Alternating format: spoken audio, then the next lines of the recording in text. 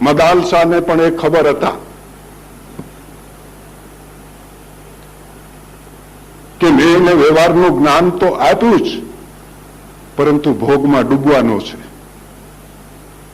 અને એ ભોગમાં ડૂબવાનો છે ને એ ભોગ અલર્કને એક દિવસ રડાવવાનો છે. એ મદાલસાને ખબર હતા, અનુભવી હતી. વ્યવહારનું પણ સંપૂર્ણપણે સારી રીતે જ્ઞાન હતું અને પારમાર્થનું પણ સારી રીતે એને જ્ઞાન હતું, એટલે વ્યવહારનો પણ એને સારી રીતે અનુભવ હતો. મદાલસા એથી અજ્ઞાત નહોતી.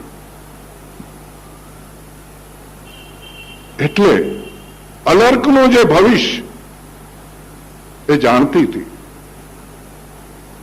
દીકરાનું ભવિષ્ય એ જાણતી હતી. અને એ મહાપુરુષોને પણ જેને વ્યવહાર અને પરમાર્થનું જેને જ્ઞાન હોય એ બધું જાણે કે આમ થવાનું છે, આમ થશે. પરિણામ કાયમને માટે સંસ્કારના હાથમાં છે. જેવા સંસ્કારો માણસના જેવા ફૂરે, કારણ કે માણસ પોતાના જીવનની અંદર જે કરતા ભોગતા જીવ એ પોતે આ સંસારની અંદર જે કાળા ધોળા અને મિશ્ર કંઈક પણ એવા કર્મો કરે છે, અને એ જે કર્મના જે એ સંસ્કારો છે, એ સંસ્કારો જ્યારે જ્યારે ઉદ્ભવ પામે છે, પ્રગટ થાય છે, સ્ફુરે છે, ત્યારે જો કંઈક સારું કર્યું હોય, શુક્લ કર્મ કર્યું હોય ને સારા સંસ્કારો જો પડ્યા હોય તો સ્મૃતિ પણ સારી આવે છે. અને જો અશુભ સંસ્કારો અને અશુભ કર્મ કર્યા હશે તો અશુભ કર્મના જે સંસ્કારો છે એ સંસ્કારો તમારી સ્મૃતિ સારી નહીં હોય ને એ સ્મૃતિ તમારી અંદર અશુભ હશે, એ સ્મૃતિ તમને નિશ્ચિત રડાવવાની છે. તો આ અમે જે કાંઈ પણ કરેલા જે એ કર્મ છે એ કર્મને હિસ્સે અમારે આ સંસારની અંદર સુખ ને દુઃખ આ બેના પરિણામો છે, આ બે એના ફલ છે. સંસારની અંદર આપણે ઉપનિષદની અંદર પણ આ કથાઓ આપણે સાંભળીએ છીએ કે સુપર્ણા સંયુજા સખાયા સમાન વૃક્ષ પરિસ્વજ, કે એક વૃક્ષ ઉપર બે પક્ષીઓ બેઠા છે. ઉપનિષદની અંદર બહુ સુંદરમાં સુંદર કથા આવે છે કે બે પક્ષીઓ બેઠા છે. એક પક્ષી છે આ સંસાર રૂપી વૃક્ષ છે, આ તમારું શરીર છે એ પણ અસ્વસ્થ વૃક્ષ છે, અને એ વૃક્ષની અંદર બે પક્ષીઓ બેઠા છે. એક ઈશ્વર રૂપી પક્ષી છે અને એક જીવરૂપી પક્ષી છે. એકનો માળો નીચે છે, એકનો માળો ઉપર છે. ઉપલા માળા વાળું તો બસ બેઠું શાંત જોયા કરે. નીચા માળા વાળું પક્ષી છે ને એ આ ફળ, આ વૃક્ષની અંદર બે પ્રકારના ફળ લાગે છે. એક છે કટુ કડવું અને બીજું છે મીઠું. પાપનું ફળ છે કડવું અને પુણ્યનું ફળ છે મીઠું.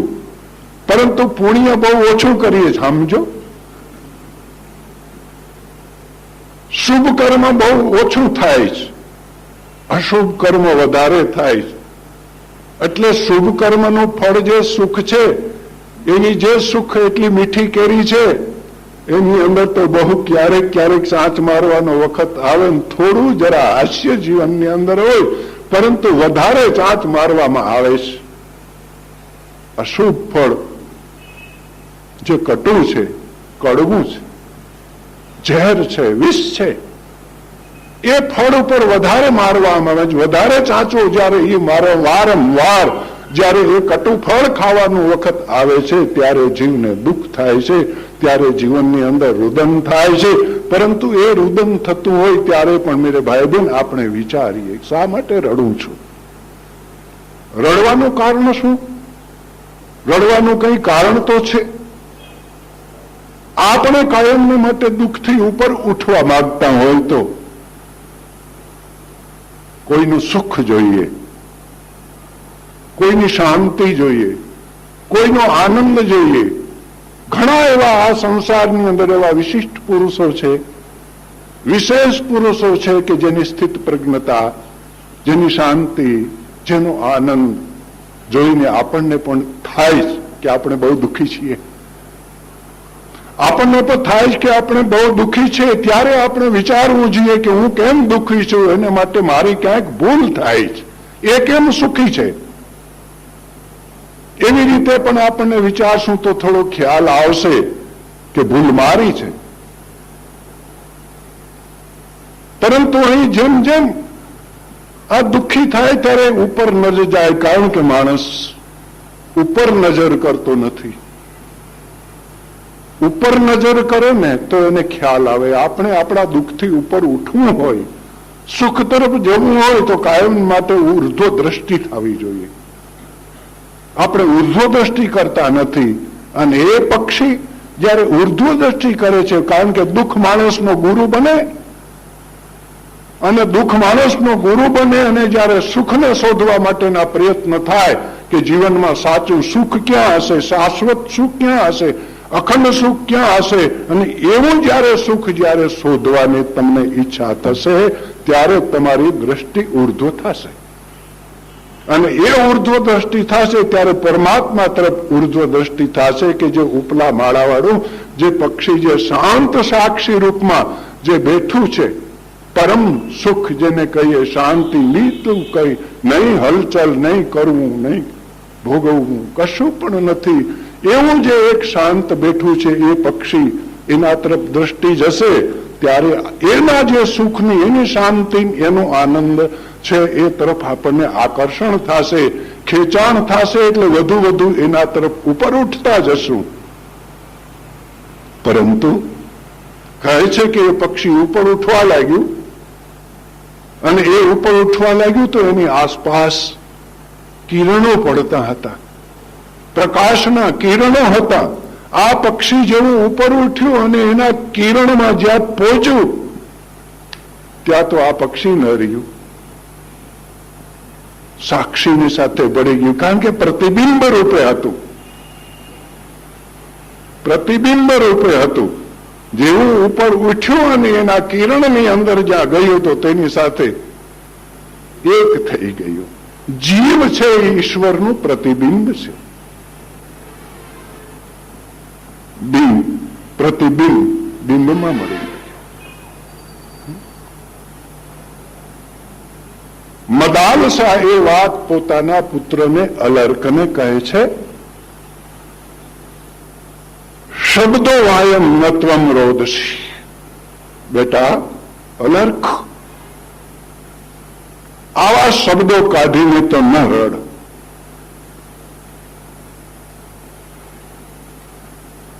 અને બહુ વાત મોટી કહી નાખી. તમ તું ચરાચર ભવ સ્વામી. ભવ તો આપણે જોઈ ગયા, ભવ કેને કેવો. આ સૃષ્ટિની અંદર જેટલાય પદાર્થો છે એ બધા પદાર્થોને બે ભાગમાં વેચી નાખીએ, બે ભાગમાં વેચી નાખીએ તો એક ભાગમાં જેને સ્થાવર કહેવાય, બીજા ભાગમાં જંગમ કહેવાય. જે સ્થાવર છે એ જે એક જ જગ્યાએ સ્થિર પડ્યા રહેતા હોય, હલન ચલન જેમાં ન હોય, જેમાં ગતિ ન હોય, એને આપણે સ્થાવર કહીએ. અને જે હરતા ફરતા કોઈ હોય, ચલન કરતા હોય, કીટ પતંગથી લઈને જે કાંઈ પણ, જેને જંગમ કહીએ. એવી જ રીતે ચર ને અચર પર્યાય જેવા કે જે એ જીવોની જેમ સ્થાવર, એવી રીતે અચર નહીં વિચરતા, નહીં ગતિ જેમાં, એ અચર છે અને વિચરતા ચર. સ્થાવર, જંગમ, ચર, અચર, જળ ને ચેતન, આ જીવોના બે જ વિભાગો કઈ. અને મદાલસા એમ કહે કે આ સારી સૃષ્ટિની અંદર જે કઈ અમારી સામે દેખાય એ બધું સ્થાવર જંગમ કહેવાય, ચર અચર કહેવાય. સારી એ સૃષ્ટિના જે જીવાત્માઓ, પછી ચાર ખંડના ઉદ્ભીજ ના હોય, કે પછી પસીનાથી ઉત્પન્ન થનારા હોય, સ્વેદજ, કે પછી અંડજ ઈંડામાંથી ઉત્પન્ન થનારા હોય,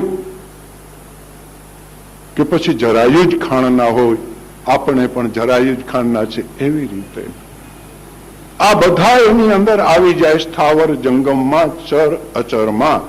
અને મદાલસા એ વાત સમજાવે છે કે આ બધા જે છે ચરાચર, આ જગત અને ભવ નામ સંસાર, કે આ ભવ સંસારની અંદર ભટકનારા જીવો બધા કર્મને હિસ્સે, ઉપર નીચે મધ્યમાં, એ ભટકનારા જે જીવો છે બધાનો આ જે કાંઈ પણ પદાનામ રૂપાત્મક જે પ્રપંચ છે એ પ્રપંચનો તું સ્વામી છો, દાસ નથી, એવી વાત કરી. આત્મા પરમાત્માની અભિન્નતાનો સ્વીકાર કરીને મદાલસા આ સીધો સંકેત કરે છે સત્તા સામાન્ય ચૈતન્ય અંદર.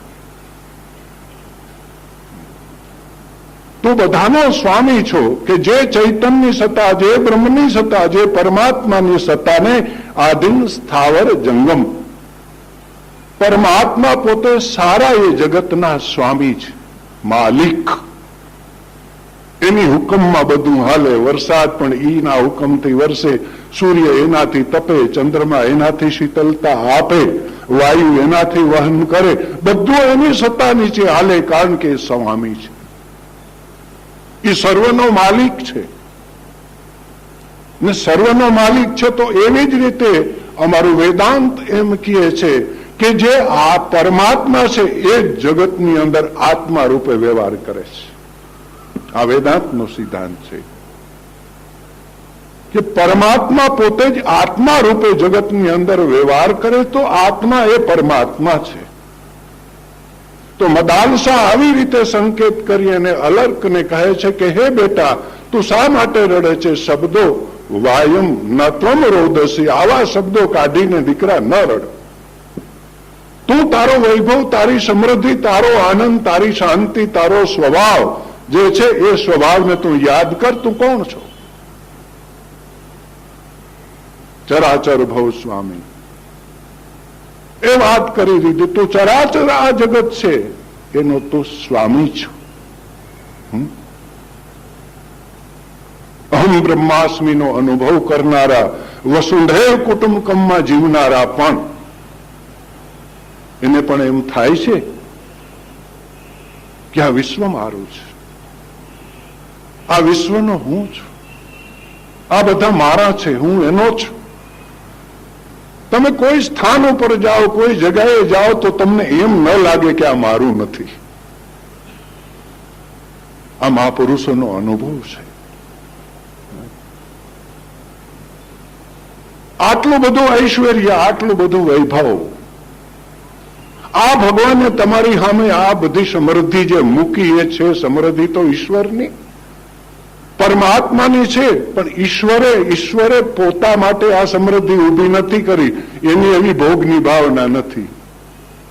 જીવને માટે છે, અમારે માટે છે આ બધું. પરમાત્મા એવા નિર્દય નથી કે આવી સમૃદ્ધિ ઊભી કરી છે તમારા આનંદ માટે. સમૃદ્ધિ ઊભી કરી, ધ્યાન રાખજો મારે ભાઈ બહેન. પરમાત્માને આપણે દોષ ન આપીએ. પરમાત્માએ આ સારી એ સૃષ્ટિનું મેં વાત કરી હતી કે પરમાત્મા ઈશ્વર છે, એ આનંદ સ્વરૂપ છે ને અમે આનંદની અભિવ્યક્તિ છે. અને સારી એ સૃષ્ટિ આ ઉત્પન્ન કરી હોય ને પદાર્થોની રચના કરી હોય તો જીવના આનંદ માટે, દુઃખ માટે નહીં. અને દુઃખ માટે કદાચ તમે ભગવાન પાસે ફરિયાદ કરવા જાઓ, કદાચ તમે રડો, ખૂબ દુઃખી થાઓ અને પછી તમે ભગવાન પાસે ફરિયાદ કરવા જાઓ કે આવો દુઃખમય સંસાર કેમ ભગવાન આમાં રડવાનું થાય ને આ કેમ તમે આ દુઃખ ઊભું કર્યું, તો ભગવાન તો તમને એમ કહેવાનો કે હું તો આનંદ સ્વરૂપ છે, મને તો દુઃખના ખબર જ નથી. ભગવાનને દુઃખના ખબર જ નથી. એ તમારી વાતને નહીં સ્વીકારે. કારણ કે એ કહે કે દુઃખની સામગ્રી જ મારા પાસે નથી, જે છે બધું આનંદ માટે છે. ડુંગરેજ મહારાજ એક દ્રષ્ટાંત બહુ સારું આપે એને માટે કે ખેઠે ગામમાં દુષ્કાળ પડ્યો ને ગામમાં દુષ્કાળ પડ્યો પછી પીવાના પાણીની તકલીફ થઈ એટલે એક શેઠ પૈસાવાળા એટલે એને એમ થયું ભાવના થઈ એને કે ગામની અંદર પાણીની તકલીફ છે પીવા મળતું નથી આપણે કૂવો ખોદાવીએ અને કૂવો ખોદાવીએ તો એમાંથી પાણી મળે તો આખું ગામ પાણી પીએ શેઠની આવી એક ઉદાર ભાવના હતી અને એ શેઠની જે ઉદાર ભાવના હતી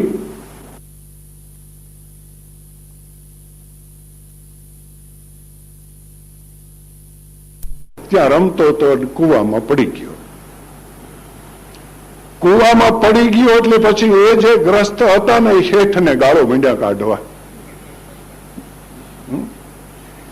એ શેઠને ગાળો મીંડ્યા કાઢવા એ ગ્રસ્તો કે એને કૂવો ખોદ્યો અને એ કૂવા ખોદ્યો એટલે જ મારો છોકરો પડી ગયો ને કૂવો ન ખોદ્યો તો ન પડત ને એટલે એ ગ્રસ્ત શેઠને ગાળો કાઢવા માંડ્યા હવે આમાં શેઠનો ગુનો હતો કોઈ શેઠની એવી કોઈ ભાવના હતી કે આ હું કૂવો ખોદાવું અને એ કૂવો એટલા માટે જ મારે ખોદાવો છે કે ગ્રસ્તનો છોકરો પડે એવી ભાવના શેઠની નહોતી શેઠની ભાવના તો એ જ હતી કે ગામ આખું પાણી પી તૃપ્ત થાય અને સુખી થાય આ ભાવના હતી પરંતુ પોતાને અપરાધે પોતાની ગફલતે પોતાના પ્રમાદને લઈ અને જો કોઈ એવી રીતે પડી જાય અને એમાં પછી ફળ ભોગવવું પડે તો એવી જ રીતે આ સંસાર છે ભાઈ હા આમાં અમૃત ભરપૂર ભર્યો છે હા અમૃત છે અમૃત વગરનો સંસાર નથી સંસારની અંદર સાર પરમાત્માનો છે અમૃતનો છે પરંતુ અમારા હાથમાં જો ઝેર આવતું હોય વિષ આવતું હોય તો અમારી ગફલત છે અમારો પ્રમાદ છે ને અમારા પ્રમાદને લઈને અમારી ગફલતને લઈને અમારી ગંવારીને લઈને એને લઈને અમને ઝેર સિવાય બીજો અનુભવ નથી થતો વિષનો જ અમને અનુભવ થાય છે માટે પરમાત્માને આ ખબર નથી મેરે ભાઈ બેન દુઃખના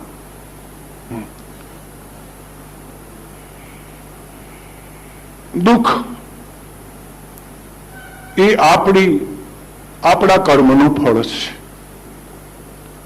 એટલે મદાલસા એ વાત સમજાવે છે અલર્કને કે તું તો આ ચરાચર જે આ ભવ છે એ ભવનો તું સ્વામી છે તું માલિક છે એમ આત્મા પરમાત્માની અભિન્નતાનો સ્વીકાર કરી અને મદાલસા આ બોધ પોતાના અલર્કને આપે છે રડમાં તું તારો સ્વભાવ નથી તારો સ્વભાવ છે સતચિત અને આનંદ એ તારો સ્વભાવ છે નીચે ઉત્તરાર્ધમાં મદાલસા એ સમજાવે છે મુક્તિ ભુક્તિ વ્યવહાર સિદ્ધ મુક્તિ ભુક્તિ વ્યવહાર સિદ્ધ વિવિધ કલ્પિતો દ્રશ્યગામી વિવિધ કલ્પિતો દ્રશ્યગામી એક વાત એ સમજી લઈએ મુક્તિ અને ભુક્તિ આ વ્યવહાર છે પરમાર્થ નથી એ ખ્યાલ રાખીએ મુક્તિ ને ભુક્તિ વ્યવહાર છે પણ પરમાર્થ નથી આત્માને વાસ્તવિક રૂપમાં નથી બંધ અને નથી મોક્ષ બંધ અને મોક્ષ પણ બંધની અપેક્ષાએ મોક્ષ છે જે કાયમને માટે બંધાયેલો નથી એને કોઈ દિવસ એમ થાય ને કે હું છૂટું પણ જે બંધાયેલો હોય એને જ એમ થાય કે હું છૂટું મુક્ત થાવ તો બંધ બંધાવું શેમાં બને છે? ભુક્તિમાં. એ સમજી લેજો. ભુક્તિમાં બંધાવું બને છે. મને આ બે શબ્દો બહુ ગમે. ભુક્તિમાં કાયમને માટે બંધાવું ગમે છે. થોડું ભુક્તિ વિશે જ આપણે વિચાર કરીએ, પછી મુક્તિનો વિચાર કરશું. મદાલસા મુક્તિ ભુક્તિનું સ્વરૂપ સમજાવે છે. વ્યવહાર અને અલૌકિક પરમાર્થ નથી, એ ખ્યાલ રાખજે. આ મુક્તિ ને ભુક્તિ બે વ્યવહાર છે. વ્યવહાર સિદ્ધ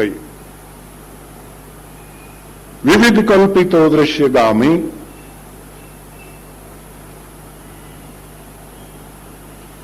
એક વાત એ સમજીએ કે આ ભોગ ભાવના, ભોગની ભાવના, ભુક્તિની ભાવના, હું ભોગું, હું આ મેળવું, હું ભોગું, એવા પ્રકારની જે એક ભાવના ઊભી થઈ. કોને? તો કે જીવાત્માને. જીવાત્માને. આના માટે મહાપુરુષે ખૂબ ખૂબ વિચારો પણ કર્યા છે. આપણી શ્રુતિની અંદર પરમાત્મા પોતે એક આનંદ સ્વરૂપ હતા, સુખનું ધામ, નિત્ય સુખ, નિત્ય બોધ, નિત્ય મુક્ત, સ્વતંત્ર હતા. તો એને આવું કરવાની કેમ ઈચ્છા થાય? આવું કેમ કરવાની ઈચ્છા થાય? અથવા તો જેને અમે જીવ કહીએ, તો એ જીવનું સર્જન શું? જીવ કોયો, કોને? આપેલી વાત. હવે જે કર્મની સાથે, જો કર્મ છે, ચૈતનની સાથે કર્મ છે, તો જીવ છે, અને જીવ છે તો કર્મ છે. કર્મ નહીં તો જીવ નહીં, ને જીવ નહીં તો કર્મ નહીં. તો આ જે અમારો એક જીવ ભાવ ઉભો થયો, એ જીવ ભાવનું સર્જન નું કારણ શું? તો આપણે આમ તો દેખાય કે અમારી વાસના છે, એ આ શરીરનું સર્જન કરે છે. પાછું આ શરીર જ બીજી વાસના ઊભી કરે. કાર્યકારણ ભાવ, જેને બીજ અંકુર ન્યાય કહેવાય, કાર્યકારણ ભાવ એક ચક્ર એમ કહેવાય. એટલે અમારા મહાપુરુષોએ એને માટે પણ સંશોધન કર્યું છે. મૂળ કારણ શોધવા માટે પ્રયાસો કર્યા, પરંતુ કારણ મળ્યું નહીં. ઈશ્વરદાસજીએ પણ હરિરસની અંદર એક સુંદર દોયરો આપ્યો છે. એને કીધું, આદિ તણો જોતા અર્થ ભાંજે નહીં મુજ બ્રહ્મ. પેલા જીવા પરેઠિયા કે પેલા ક્યાં કર્મ? હા, પેલે કઈ પ્રારબ્ધ નહોતું, કર્મ નહોતું, કશું નહોતું. જેને જીવ નહોતો કહેવાતો, સતચિત આનંદ સ્વરૂપ જેનો સ્વભાવ હતો. આવું જો આપણે કહેતા હોઈએ, તો જ્યારે હું મૂળમાં નજર નાખું છું ને મૂળ તપાસું છું, જેને અમે આદિ કહીએ, શરૂઆત, પરંતુ પ્રારંભના તો અમને દર્શન થતા નથી.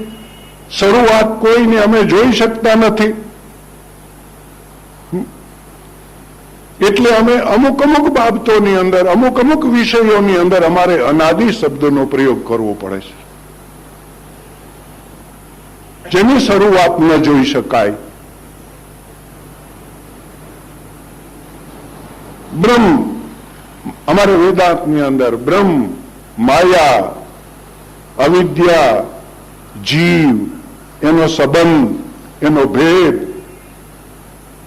આ 6 વસ્તુને માટે અનાદિ શબ્દનો પ્રયોગ કર્યો છે. એનો આરંભ નથી જોઈ શકાતો, એની ઉત્પત્તિ નથી જોઈ શકાતી. એટલે વેદાંતે વાત તો એ સ્વીકારી છે કે કઈ ઉત્પન્ન થયું નથી, કારણ કે કારણ મળતું નથી ઉત્પત્તિનું કોઈ.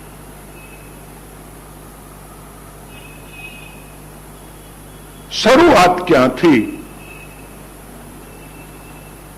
જો કર્મ આદિ તણો જોતા અર્થ ભાજે નહીં એમ ભરમ કે પેલા તે કર્મનું સર્જન કર્યું કે પેલા જીવનું સર્જન કર્યું. જીવ નહીં તો કર્મ નહીં ને કર્મ નહીં તો જીવ ને, અથવા કર્મ ને જીવ જેવી રીતે ઘેટાના મસ્તક ઉપર બે હિંગડા ભેગા નીકળ્યા એવી રીતે કર્મ ને જીવને સાથે ઉત્પન્ન કર્યા. પણ મુખ્ય કારણ ક્યું? તો કે મુખ્ય કારણ અમારી શ્રુતિ પણ કહે છે કે અમને ખબર નથી, અમને ખબર નથી. તો અમને ખબર નથી, અમે જાણતા નથી, તો એનું નામ થયું અજ્ઞાન. ન જાણવું એનું નામ થયું અજ્ઞાન. તો કે બસ આ બધું પેદા થયું હોય તો અજ્ઞાનમાંથી થયું છે. મૂળમાં અજ્ઞાન છે, પોતાના સ્વરૂપને ન જાણવું, પોતાના સ્વરૂપને વિસ્મૃતિ થાવી. પરંતુ હું મારા સ્વતંત્ર વિચારથી ક્યારેક ક્યારેક એમ કે આ જીવાત્માને આત્માને ક્યારેક આ સંસારની અંદર સ્વયં પોતાની શક્તિને વિકસાવીને અને એને એવી ઈચ્છા થઈ, કારણ કે જયારે પોતાની જે ચિત્ત શક્તિ પુરુષ જયારે પોતાની અંદર જયારે અભિન્ન રૂપા હતી અને એમાંથી એ ચિત્ત શક્તિ અને પોતે વિકસાવીને પોતાથી વિભિન્ન કરીને એની સાથે એ શક્તિની સાથે એ પોતે રમણ કરવાની, જેવી રીતે નરસિંહ મહેતાએ શબ્દ કર્યો છે બહુ સુંદર, અખિલ બ્રહ્માંડમાં એક તો શ્રીહરિ જૂજવે રૂપે અનંત ભાસે, પવન તું પાણી તું ભૂમિ તું ભૂધરા શૂન્યમાં શબ્દ થઈને પ્રકાશે, દેહમાં દેવ તું તેજમાં તત્વ તું વૃક્ષ થઈને ફૂલી રહ્યો આકાશે, વિવિધ રચના કરી અનેક રસ લેવાને. વિચાર કરો, હવે નરસિંહ મહેતાએ આ શબ્દનો પ્રયોગ કર્યો.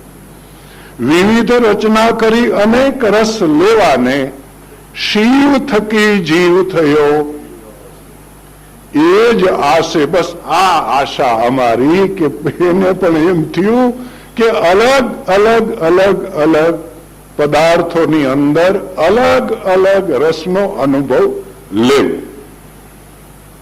એટલા માટે વિવિધતા ઊભી થઈ, વિવિધ રસ લેવા માટે, જુદા જુદા રસનો અનુભવ લેવા માટે. પરંતુ બન્યું શું? હું માનું છું એમ કે બન્યું એવી રીતે એ રસ લેવા માટેની આ વિવિધ રચનાઓ તો કરી, પણ થઈ ગયું કેવું? કરોડિયાનું જેવું. કરોડિયું હોય પોતાના મુખમાંથી લાર કાઢે, પોતાના મુખમાંથી એ કરોડિયો તંતુ કાઢે. આપણને ખબર હશે કોઈ મકાનની અંદર એ જે મકડી હોય એ પોતે પોતાના મુખમાંથી તંતુ લાર કાઢી કાઢી કાઢી નીચે અહીં જમીન સુધી આવે.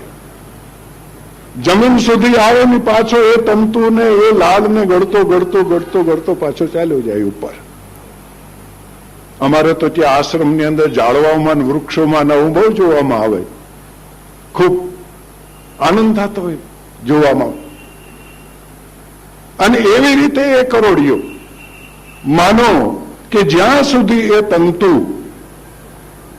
કરોડિયો મકડી પોતે પોતાના ભીતરમાંથી કાઢે છે અંદર અને પાછો ગળી જાય છે, કાઢવું, બહાર કાઢવું ને ગળી જવું એ એક પોતાની સ્વતંત્ર પોતાની શક્તિ છે. અને એ પોતાની સ્વતંત્ર શક્તિ છે ને એ જ્યાં સુધી બંને પ્રકારની એ શક્તિનું એને જ્યાં સુધી સ્મરણ છે ત્યાં સુધી એ પોતાના રમણની સાથે એ બંધાતો નથી. એ એનો એક આનંદ છે, એ એનું રમણ છે. પરંતુ એ આનંદની અંદર એ રમણ કરતા કરતા વધુ ને વધુ જયારે એમ થવા માંડે કે તંતુ કાઢતો રહું કાઢતો રહું કાઢતો રહું, અને એ તંતુ મંડે કાઢવા ને પછી એ ગૂંથવા માંડે, ગળવાનું ભૂલી જાય અને પછી જાડું થાય. વાત પૂરી થઈ ગઈ. પછી પોતાના તંતુમાંથી જે એ લાળમાંથી એક પછી જાડું સુંદર જાડું બનાવે, પછી એ જાડું બનાવે એ પોતાનું જ રમણ પોતાને માટે બંધન રૂપ થઈ ગયું. પોતાની સ્વતંત્રતા છીનવાઈ ગઈ જે પોતાને ગળવાની સ્મૃતિ હતી એ સ્મૃતિની વિસ્મૃતિ થઈ ગઈ, માત્ર કાઢવાની જ રહી. કાઢતો જ રહે અને જાડા ગૂંથતો રહે, પછી એમાં જ પુરાઈને રહેવાનું.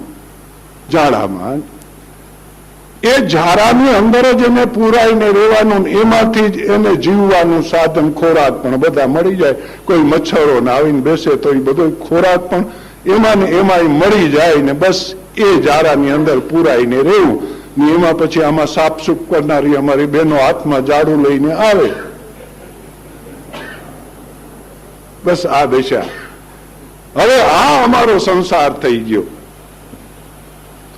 અમારો સંસાર થઈ ગયો. અમારી અંદર એ એક વાસનાના તંતુ, જ્યાં સુધી અમે વાસના જેવી રીતે કરોડિયો પોતે પોતાના મુખમાંથી તંતુ કાઢી શકે છે અને ગળી શકે છે, એને કાઢવાની અને ગળવાની બંને પ્રકારની જે સ્મૃતિ છે ત્યાં સુધી એ સ્વતંત્ર આત્મા છે પોતાના રમણથી. પરંતુ જ્યારે એ પોતે પણ એ કાઢતો રહે ત્યારે એની અંદર પોતે જ બંધન પામી જાય છે. પોતાના બંધનનું કારણ એ થઈ જાય છે, પોતાનું રમણ દુઃખમાં ફરી જાય છે.